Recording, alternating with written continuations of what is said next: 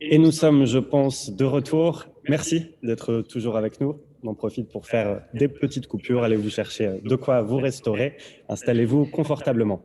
Monsieur Gauthier, nous étions donc toujours sur votre réponse sur vos motivations. Oui, mes motivations, chacun l'aura compris. Moi, je suis un passionné du jeu. J'ai organisé un certain nombre de tournois. Les adhérents de mon club me surnomment le Don King des échecs, ce qui est très galvaudé. Je n'ai malheureusement pas 10% de sa fortune. Je préfère le dire tout de suite. Mais surtout, ce qui m'anime réellement, c'est aujourd'hui, qu'est-ce que je peux apporter au club? Quelle contribution concrète je pourrais laisser derrière moi? Et il y a une volonté de servir, une volonté d'aider, une volonté de dépasser aussi la posture uniquement de celui qui est, entre guillemets, le gardien de l'éthique. Ma volonté, c'est vraiment, avec mes colistiers, d'apporter, je dirais, une voie médiane, une voie d'équilibre. Moi, j'ai un peu souffert, je vais être franc, pour avoir travaillé de l'intérieur de ce que j'ai vu. Moi, je pense qu'aujourd'hui, on est une trop petite fédération, sincèrement, pour se taper dessus ou pour saisir le tribunal, profiter d'articles de presse, etc. Moi, je pense, voilà, j'ai critiqué Bachar en face, je lui ai dit mes désaccords. J'ai aussi dit mes désaccords sur la stratégie initiale des lois Relange. Je pense qu'il y a une voie médiane, une voie professionnelle, une voie de la fédération pour proposer un autre chemin. Voilà. Je pense que chacun ici a des qualités. Moi, la qualité, je dirais, c'est d'être un rassembleur. Très bien. Bien, merci beaucoup pour cette réponse. Monsieur Quatli, je pense que vous aviez une réaction. Oui, bien sûr, j'ai une réaction parce que ce que dit Éloi est faux et je m'inscris en faux. J'ai rencontré pas mal de gens de ministère, y compris après les articles, donc je ne sais pas d'où tu tiens cette information. Donc il ne faut pas dire des choses qui ne sont pas exactes. Je garde le contact et des articles, c'est des articles, mais on ne peut pas fonder une stratégie de campagne là-dessus. On ne peut pas fonder une stratégie de campagne sur le dénigrement. On ne peut pas fonder une stratégie de campagne sur de la chasse à l'homme, ce qui est absolument honteux et scandaleux ce que vous avez fait. C'est honteux et scandaleux. C'est-à-dire que, en tant que président, et c'est une des raisons pour lesquelles j'ai souhaité, à la fin du mandat, partir pour reprendre ma liberté de parole que j'ai aujourd'hui.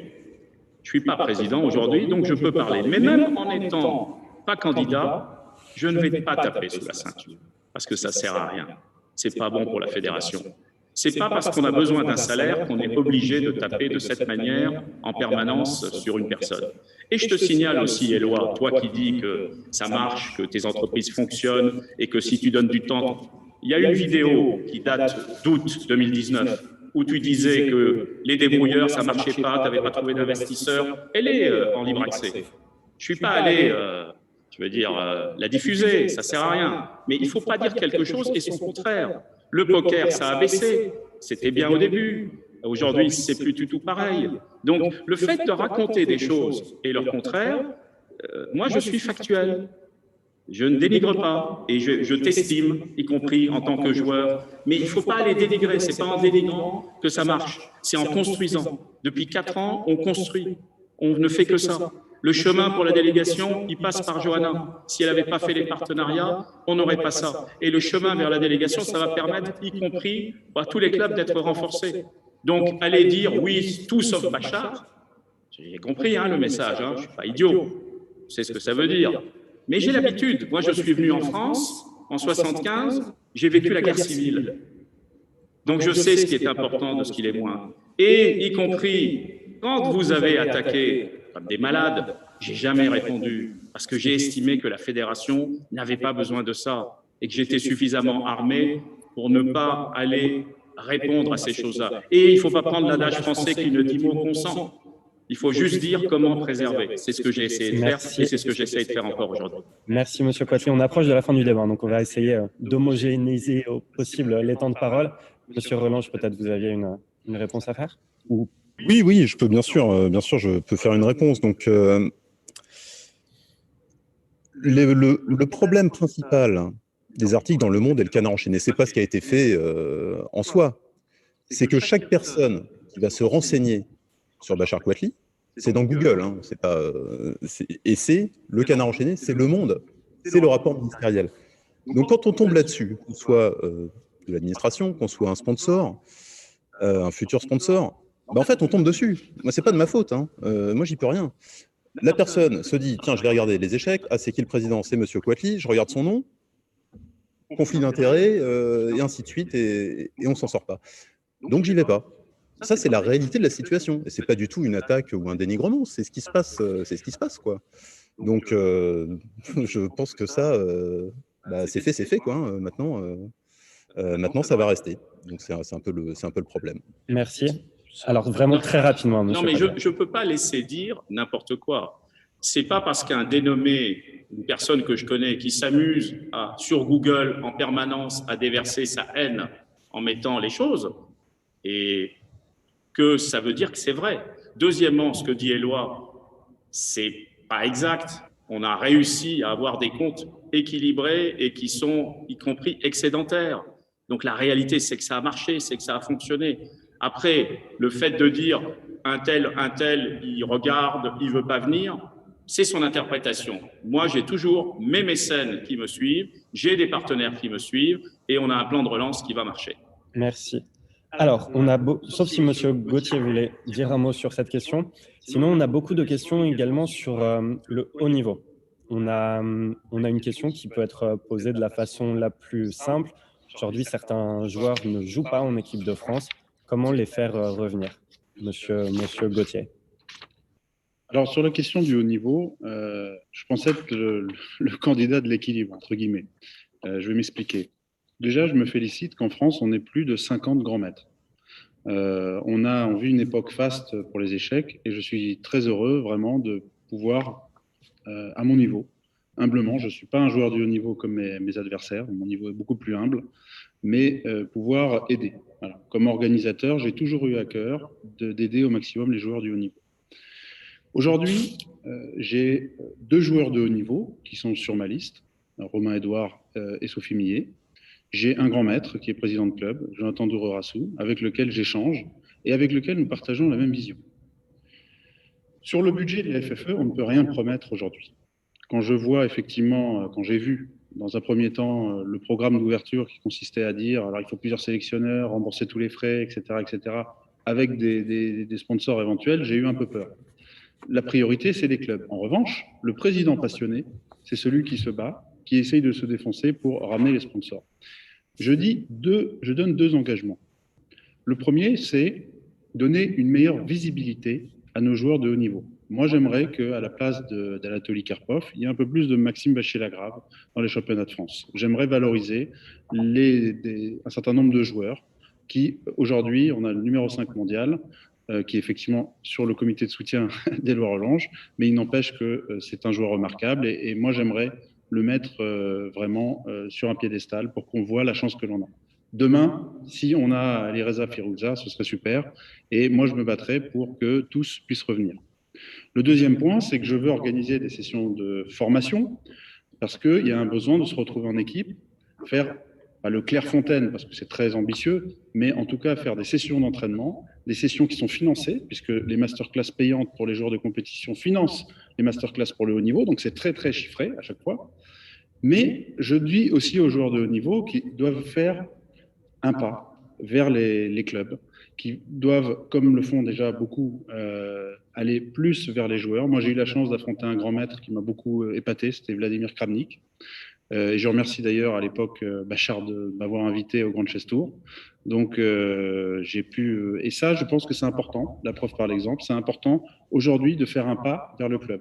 Et il y a un dernier point sur lequel j'insiste, c'est qu'effectivement, il y a un contrat à passer. Moi, je suis un juriste, je passe des contrats où on a une obligation de bonne conduite, on a une obligation de mouiller le maillot. Moi, le patriotisme, c'est quelque chose qui me parle. Et je veux aussi nommer un conseil des sages pour justement réglementer à la fois les joueurs de haut niveau qui viennent, l'ambiance, et d'arriver un petit peu à réunir, mais dans un cap qui est précis. Moi, ce que je ne voudrais pas, c'est qu'on se dise, bah, tiens, on va voter pour quelqu'un qui va être soit très généreux, soit fermer totalement le robinet. Moi, j'ai l'impression d'être une voie d'équilibre là-dedans. J'ai eu des échanges avec les meilleurs joueurs qui sont tout à fait aussi dans cette même veine, qui à l'époque ont pris position pour Éloi parce que peut-être était-il un ami, mais certainement aussi qu'ils étaient mécontents de la manière dont la fédération avait géré la question des Olympiades notamment. En tout cas, je pense être une voie d'équilibre. Je me garderai bien de jeter des anathèmes sur les uns et les autres, mais je dis simplement que quand on veut s'engager, et là c'est le programme d'ouverture qui est quand même une famille de haut niveau au départ, il faut faire très attention parce qu'on n'a pas de budget et que quand on n'est pas capable d'avoir des sponsors précis ou des modèles précis, à mon avis, il faut être prudent. Donc je suis quelqu'un de prudent, passionné, je m'engagerai pour lui, mais effectivement, il y a des priorités. J'espère qu'on aura la meilleure équipe compétitive. Alors, très bien. Quand vous dites de faire briller nos meilleurs joueurs français, très bien. Est-ce que vous avez une ou deux mesures vraiment concrètes que vous pourrez maintenant nous proposer pour atteindre cet objectif? Déjà, dans le programme, je vais organiser des tournois à normes avec la FFE. Voilà, c'est-à-dire qu'aujourd'hui, ce que j'ai fait au niveau du barreau de Paris Échecs, je veux le faire au niveau national. Je trouve qu'il est inconcevable que des joueurs comme Marc-Andrea ne soient pas plus mis sur un piédestal. Et bon, là, la situation, on peut pas, voilà, la situation est compliquée. Mais aujourd'hui, il faut faire je propose plusieurs tournois à normes, fléchés, avec des sponsors fléchés. Je ne les ferai pas si je n'ai pas le sponsor fléché. Je propose des sessions de formation. Je propose de réunir au sein du Conseil des sages. Je propose un dialogue de responsabilité avec les joueurs du haut niveau. Encore une fois, je souhaite réellement porter l'excellence. Je voudrais simplement faire une remarque. Dans le temps qui m'est imparti, je crois que je suis avocat, mais je suis celui qui a le moins parlé. C'est que les meilleurs résultats de l'équipe de France, récemment, c'était sous l'époque du mandat de Diego Salazar. Pourquoi? Parce qu'il appelait les joueurs, il était passionné, il avait envie de faire des choses. Et effectivement, dans l'énergie, dans l'esprit, je pense que c'est quelque chose qui est intéressant. Je ne dis pas que je ferai la politique forcément de Diego Salazar pour une nouvelle politique qui soit exactement le copier-coller, mais sur l'esprit, c'est un petit peu ça qu'il faut avoir en tête. Être humble avec eux, ne pas promettre n'importe quoi, mais en même temps d'être compétitif, parce que c'est important. Je suis un compétiteur et j'aimerais pouvoir réunir autour de ma candidature, même si je ne suis pas un ami. Merci pour cette réponse. Monsieur Relange, sur le haut niveau, si possible en quelques mots. Oui, bien sûr. Le haut niveau, ce n'est pas notre priorité, ce n'est pas notre vie, le haut niveau. Je veux dire, on est tous passionnés d'échecs. Le haut niveau, c'est extrêmement important au sein de la Fédération française, puisque ça donne des champions. Je veux dire, on est très content d'avoir des champions qui peuvent faire du média, notamment Maxime, naturellement, qui est en ce moment en course pour le championnat du monde, contre Magnus Carlsen, possiblement, avec le tournoi des candidats qui va se terminer.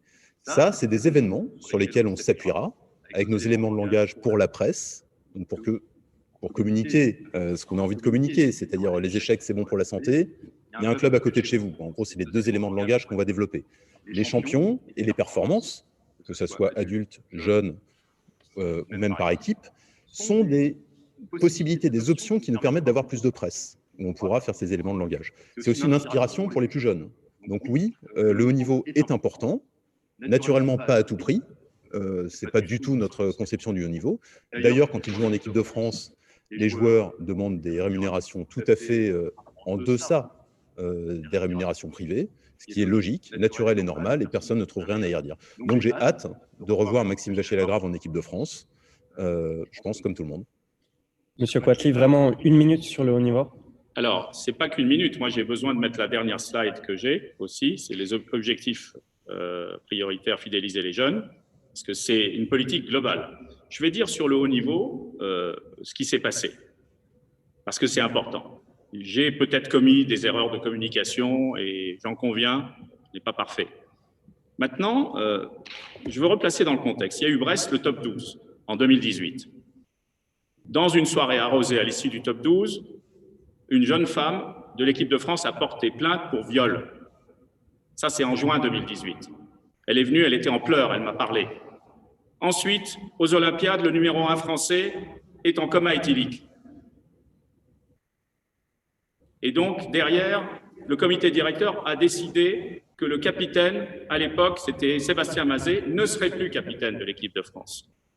On n'est pas allé en commission de discipline, on n'a pas ébruité les choses, c'est l'erreur que j'ai commise. Et derrière, il s'est passé quelque chose, c'est que les joueurs de l'équipe de France voulaient que leur capitaine soit le capitaine de l'équipe de France. C'est pas comme ça que ça marche dans les autres fédérations. Mais on n'a jamais fermé la porte à quiconque, ni à Maxime, ni à Laurent, ni à Étienne, que j'ai aidé quand il était gamin. Jamais on n'a fermé la porte. Je dis simplement, il y a des comportements qui ne sont pas admissibles, tout simplement. Mais la porte, elle est ouverte. Et il n'y a pas eu de vraies sanctions qui ont été prises à l'époque. Voilà, on a souhaité que les choses, simplement envoyer un message. En tant que président de Fédé et en tant que comité directeur, et d'ailleurs je remercie tous mes colistiers qui sont avec moi, qui sont toujours là, et tous ceux qui nous ont rejoints, parce qu'on a une ligne là-dessus. Mais la jeunesse, je reparle de la slide maintenant, donc pour moi la parenthèse est fermée, et j'espère une chose, comme l'a dit Éloi, c'est que Maxime remporte les candidats et qu'il soit face à Magnus Carlsen dès le 24 novembre à Dubaï. On l'espère tous. Par rapport à ce que disait Joël sur Karpov et Maxime, il n'y a pas de souci. La seule chose qu'on a, c'est ce que les médias font. Les médias, ils connaissent Karpov, ils connaissent Kasparov aujourd'hui. C'est comme ça. Ils ne connaissent pas Carlsen et ils ne connaissent pas encore suffisamment nos joueurs. Et les maires et ceux qui nous invitent lors des championnats veulent avoir de la visibilité médiatique. C'est aussi simple que ça. Ce n'est pas juste on amène un ami. Voilà. Donc maintenant, sur la slide, je reviens. L'objectif prioritaire, c'est de fidéliser les jeunes. On veut réellement aller sur cette progression. Et pour fidéliser les jeunes, il faut passer par différentes choses. Il y a bien sûr les lots pour tous les compétiteurs, c'est ce que structure notre fédération, mais il faut aussi ramener un maximum de jeunes qui vont rester chez nous, comme dans le judo, comme dans d'autres disciplines sportives. Je ne vais pas développer trop longtemps parce que j'ai trop parlé pour le moment. Et en fait, tout ça, ça amène à la compétition, à la maîtrise. Et puis quand Joël dit Diego, il était avec les joueurs, mais la moyenne d'âge en 2013-2014 des joueurs, elle était de 7 ans de moins. Aujourd'hui, la moyenne d'âge des hommes du haut niveau, c'est 37,2 et les femmes, c'est 32,4. Donc, il faut travailler sur le haut niveau jeune pour les amener. Et on a travaillé avec Marc Andria, énormément, avec Marc Bocaria. On n'a pas arrêté. On a organisé des tournois, y compris le tournoi de Barcelone qui vient de jouer. J'ai contacté pour qu'il puisse le faire. Mais on ne raconte pas tout le temps. Je suis issu du haut niveau. J'ai été au premier échiquier de l'équipe de France. Je sais ce que ça veut dire. Donc, c'est quelque chose que je connais. Donc, par contre, les jeunes, il faut les préparer pour l'avenir et c'est ce qu'on est en train de faire aussi dans notre plan avec tous les colistiers. Je suis désolé, il y a quelque chose qui me gêne un peu là dans ce qui a été dit. Enfin, il y a eu des accusations très graves qui ont été portées sur lesquelles vous avez passé très vite. Enfin, ces faits sont avérés? Si oui, y a-t-il eu une suite? Il y a eu un viol en juin 2018 à l'issue d'une soirée de beuverie, je le redis ici, et la plainte a été déposée. Ensuite, il se passe quelque chose à Batumi. Je suis réveillé à 8 h du matin. Et toute l'Olympiade était au courant. Donc, qu'est-ce qu'on fait dans ce cas-là? On met tout sous le tapis? On dit rien? Ou bien on envoie juste un message, et je dis bien, j'ai fait une erreur, et nous avons fait une erreur, nous, dans la communication, de ne pas avoir trop communiqué là-dessus, mais on n'a pas voulu aller faire communiquer comme ça a été fait à l'époque de la triche, où il y avait des articles partout dans les journaux. On n'avait pas envie de cette publicité pour les échecs. Avec le jeu de la dame, c'est bien, c'est super, mais c'est interdit aux moins de 16 ans. La jeune fille, elle boit, elle vit. Donc il faut faire attention à ce qui est dit. On a essayé d'être en équilibre, en mesure.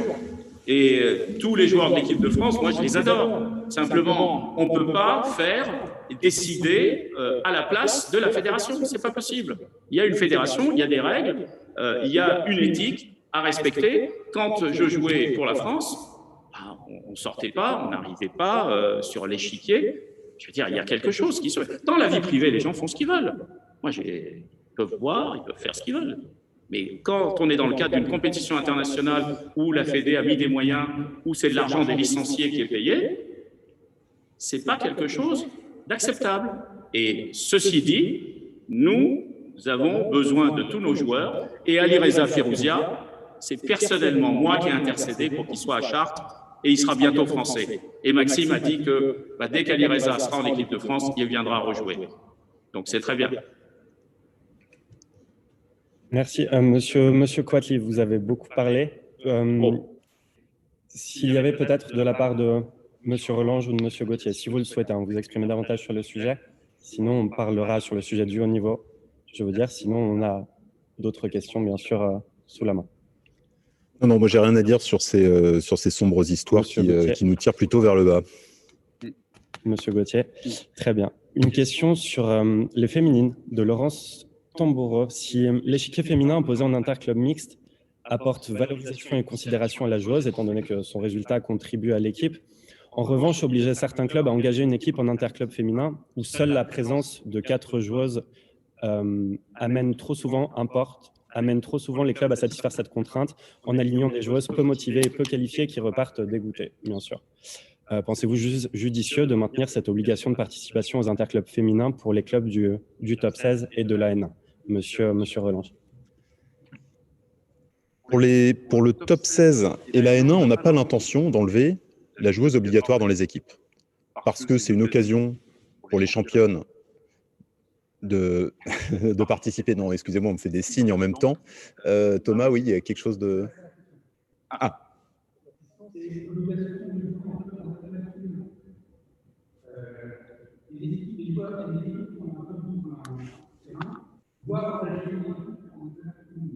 D'accord.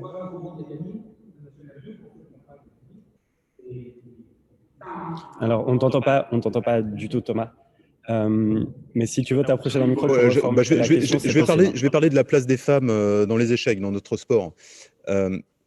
C'est quelque chose qui nous tient vraiment à cœur. C'est une recommandation de la ministre. Les femmes doivent trouver leur place dans tous les sports et être bien accueillies. Donc, naturellement, en tant que Fédération française des échecs, nous avons une facilité pour justement la mixité, pour que les hommes et les femmes, les garçons et les filles, puissent jouer ensemble. La politique menée jusqu'à présent sur la mixité, sur la féminisation, ne fonctionne pas, puisque nous perdons des licenciés femmes tous les ans, tout comme les licenciés d'ailleurs. Mais en fait, le pourcentage est en train de réduire. On est aujourd'hui à 17% et c'est plus acceptable. C'est la preuve, par la démonstration par le résultat, que la politique menée n'est pas bonne. Alors nous avons une stratégie. Donc il y a l'aspect des compétitions qui était la question de départ, qui est complexe. Mais on pense que ça se passe au départ à la base. Et donc les rôles modèles sont très importants. C'est très important qu'il y ait des animatrices, des professeurs, et qu'il y ait des dirigeantes. C'est l'axe qu'on a identifié avec des associations qui œuvrent pour la place des femmes dans le sport. C'est tout notre programme. Donc nous créerons le club des 100 professeurs, le club des 100 dirigeantes et formerons... Toi maintenant.